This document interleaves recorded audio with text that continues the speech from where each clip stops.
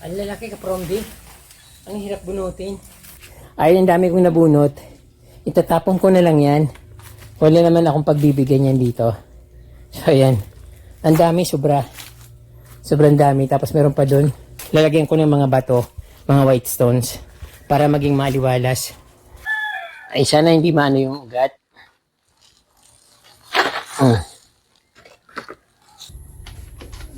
Bananas muna dahil marami yan.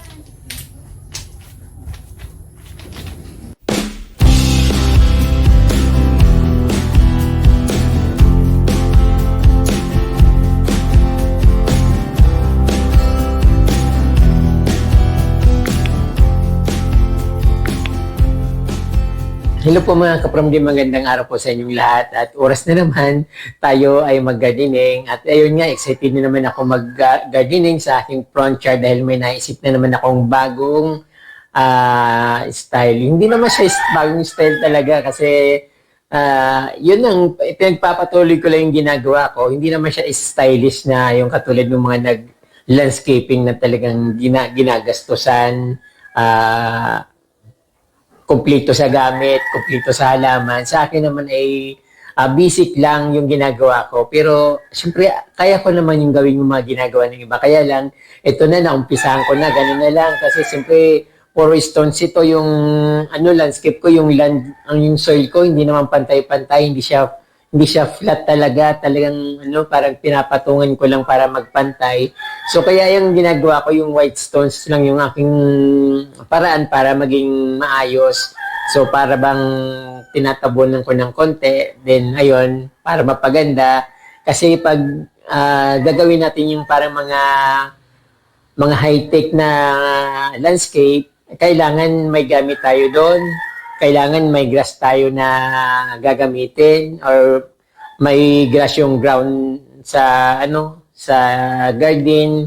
Then ayun, dapat kumpleto sa gamit. Pero dito ka from the basic lang yung ginagawa ko. Siyempre, gumagamit ako ng white stones para walang gastos. Yung halaman ko ng mga cutting plants na nanggagaling din sa halaman ko, yun ang ginagamit ko. So, yun lang paraan ko para mag-gardening dahil hindi naman ako rich. Kaya nagkasya na lang ako dito sa napakasimpleng garden. But before anything else, bago tayo magsimula mag-gardening, ay in-invite ko muna kayo na mag-subscribe sa aking YouTube channel. Yung hindi pa po subscribe pero nanonood po ng mga vlogs ko, ng mga videos ko, ay in-invite ko kayo na mag-subscribe at pindutin na rin yung notification bell para updated po kayo sa aking mga bagong post na videos. Then, ayan po, libre po yan. At syempre, wag nyo rin pong i-skip yung mga ads na lumalabas kung 5 second, 10 seconds. So, it's kaunti lang naman po yun. So, yun na yung pinakatulong nyo sa akin kasi po ay wala naman akong income, wala akong work. So, ayan ko from day, hindi na tayo paligoy-ligoy at magsimula na tayo mag-gardening at mag-landscape ng aking napakagandang garden. Ayan po, at tara po ka from day mag-gardening na po tayo. Let's go! May bago na naman akong project dito mga ka-Promdi. Dito ito sa aking front yard. Pinaka-front yard ka-Promdi sa labas ng aking main door. Kasi ito, parang hindi ko na gusto masyado itong peace lily kasi madilim siyang tingnan. Tapos parang masikip din dito sa aking sa paglabas ng bahay sa pinaka-main door ko. Masikip siya dito. Tapos, ayun, parang para sa akin, parang hindi siya maaliwalas tingnan. Kaya ang gagawin ko, lalagyan ko na naman ito ng puting bato. So, yung mga peace lily, tatanggalin ko dyan, bubunutin ko siya. At syempre, itatabi ko muna kasi hindi ko alam kung saan ko siya itatanim. Dito naman, syempre ayusin kito kasi gusto ko yung panay white stones. Mas maganda kasing tingnan kapag yung maaliwalas yung dating. Malinis ang dating kumpara sa masyadong lush na garden katulad niyan, napaka kapal nung peace lily. Tapos hindi kaaya-ayan tingnan para sa akin lang. Pero dito naman kapramdin napakaganda naman yan dito. Sobrang ganda nung Persian shield. Kaya lang pagdating dito parang punong-puno. So kailangan ko na medyo maluwag Pero siguro itong ano na ito, tatanggalin ko rin ito yung Persian shield na ito kasi parang nakaharang siya. Tapos ilipat ko na lang ng location. Medyo magulang na rin itong Persian shield. Tapos nagtatanim ako dun sa mga gilid-gilid ng Persian shield kasi maganda siyang pang landscape, pandecor sa mga gilid ng garden. Kasi yung kulay niya, makulay siya. Tapos ito, ayan, nakikita niyo na peace lily na ito, parang masyadong mayabong. Tapos, ayan, namumulaklak na nga siya. Kaya lang, mas gusto ko yung, yung medyo maliwanag. Maliwanag at malinis yung dating niya. So, na-imagine ko kung gaano kaganda yung white stones dito. So, ayun nga, nagpulot na naman ako ng mga namulot na naman akong white stones. Kaya lang hinaluan ko na ng mga yung bato na kulay blue kasi halos matumal na yung white stones. Kaya ayan, medyo may manghalo na siya. So sinimulan ko nang tanggalin dito yung mga aking mga plants dyan kasi yung tatanggalin ko yung peace lily para maging maliwalas dito. So ayun, para pag lumabas naman ako dito sa sa aking main door, maganda yung nakikita ko, hindi yung parang madilim. So pag nilagyan ko ng puting bato, sigurado liliwanag siya kasi puti siya. So ayan ka-from di ang aking project dito. At hope na magiging maganda at mas nakaka-amaze yung dating niya. Ayan ka-from di, bubunutin ko na siya. Para at least maiba naman yung style ko. Since pa ito yung kubo ko yung bahay ko, yung yung peace lily na ito, nilipat ko siya dito.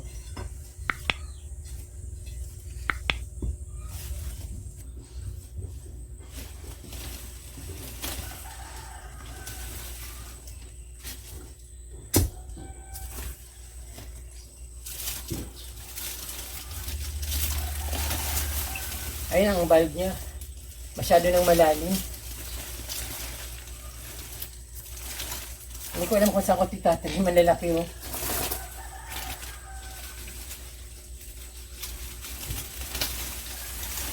Dadaling ko na naman ito dun sa garden ni nanay.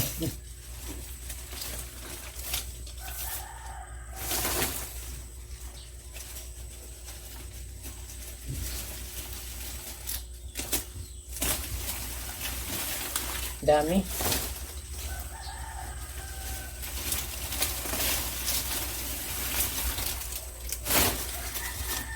Oh, ang laki ng niya, laman.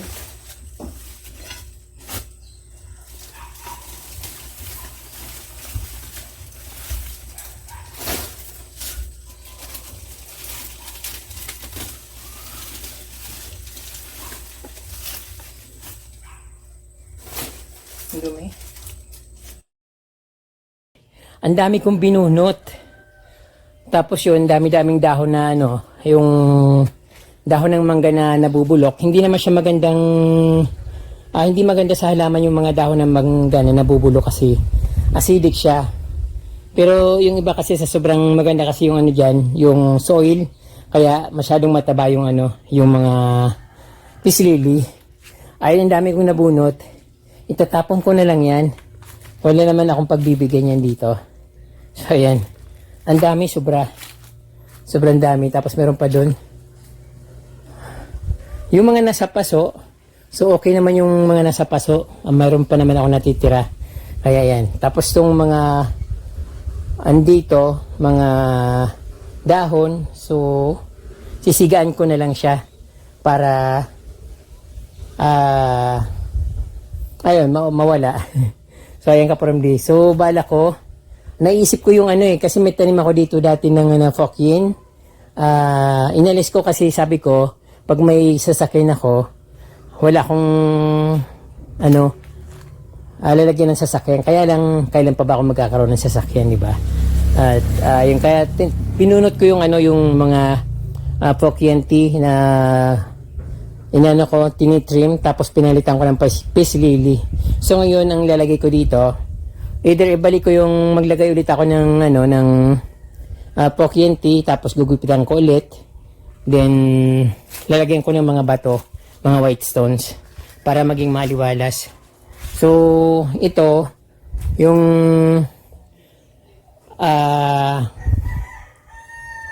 anong tawag dito? Maganda ito yung Prince of Orange. Tinanggal ko na nga yung mga ugat niya, pakakapit yan, kumakapit yan sa mangga. Kaya sabi ko ilalagay ko sa paso, kasi hindi naman siya dito. Pero parang maganda.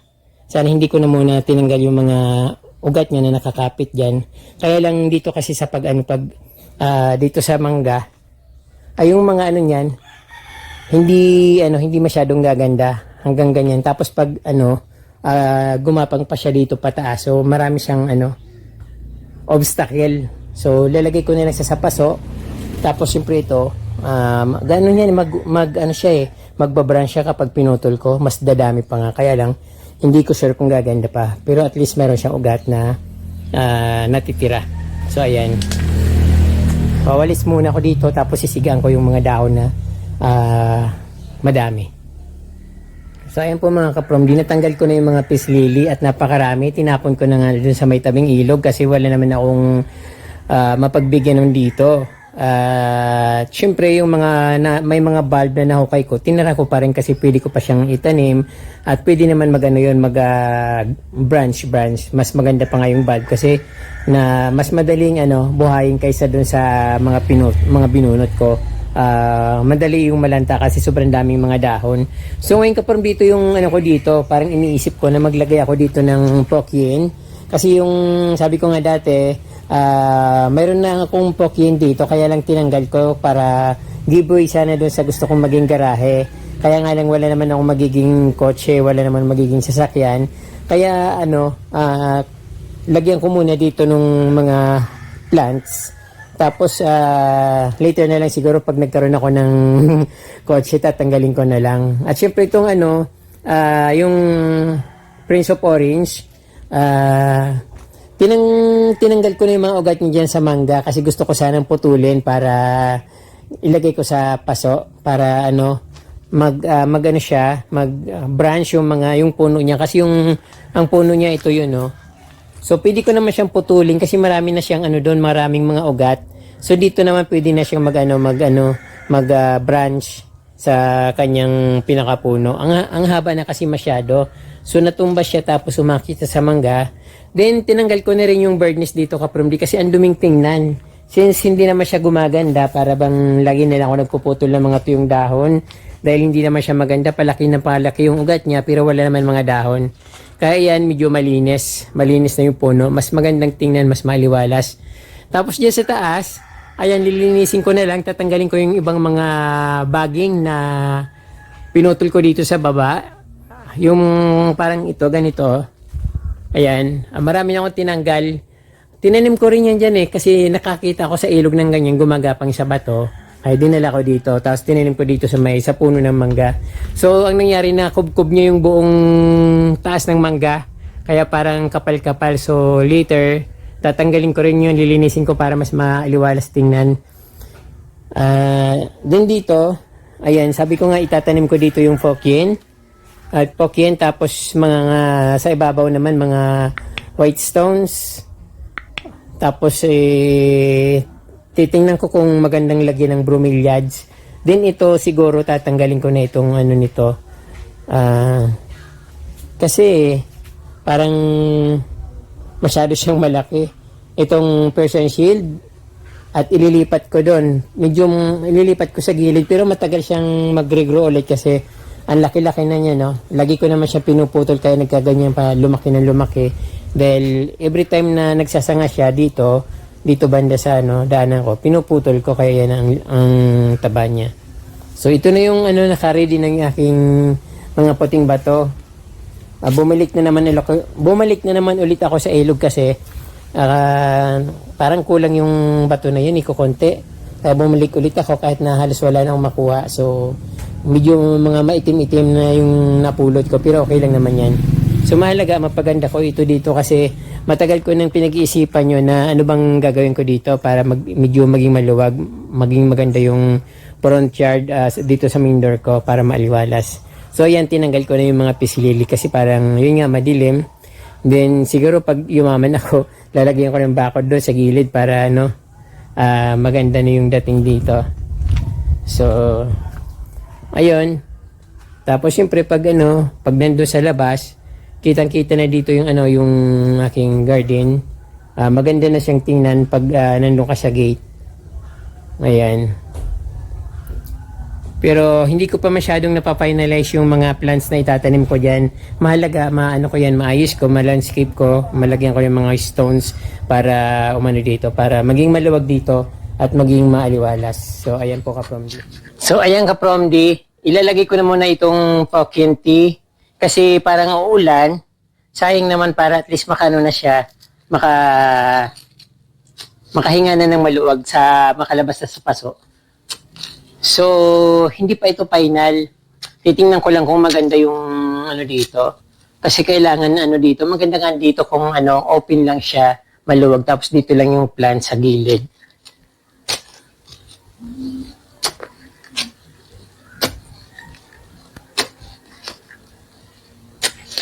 Ang daming ugat ng peace lily dito.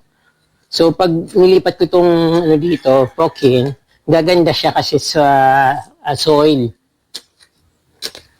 Dati na maganda yung pumpkin dito. Yun nga lang yung nilipat ko sa doon sa backyard. Tapos, ngayon, namatay yung nandito na nag-iisang pumpkin. Ay, sana hindi maano yung ugat.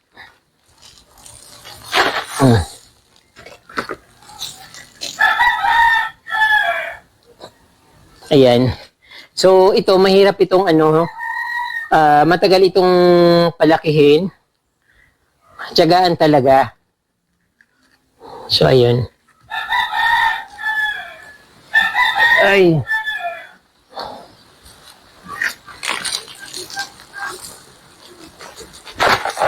Oh. Ayun, dyan na ulan.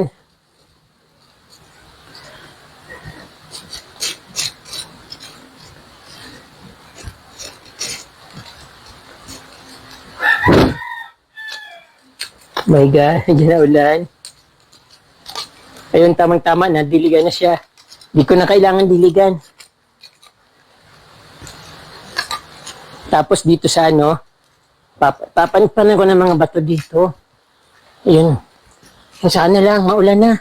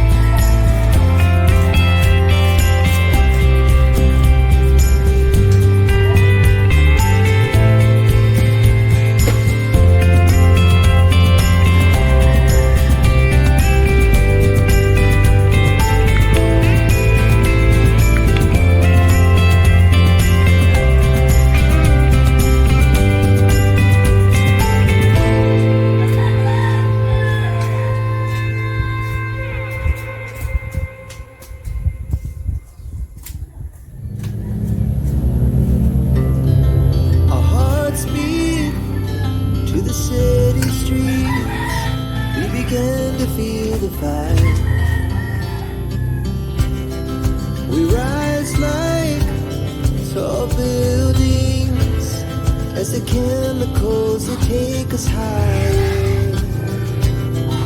The night's young, and it's just begun, as she puts her hand in mine. We wanna chase the night